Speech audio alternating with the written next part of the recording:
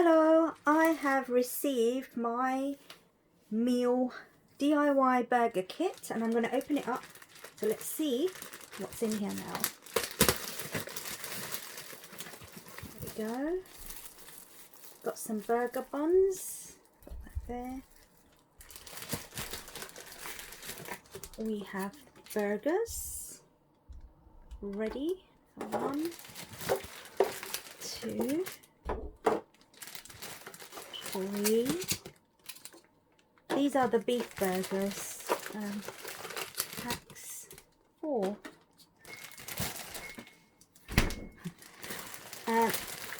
Comes with some ice packs, so you can keep it nice and full all day. Another ice pack. And let's see. Cheese, for those who likes to have a bit of cheese with the beef burger. And some sauces. Burger sauce. 1, 2.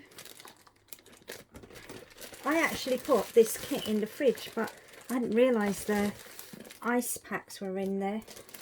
You could actually leave it out for a while, probably all day, which is actually quite useful in case your fridge is full. And the bag is actually quite nice and thick.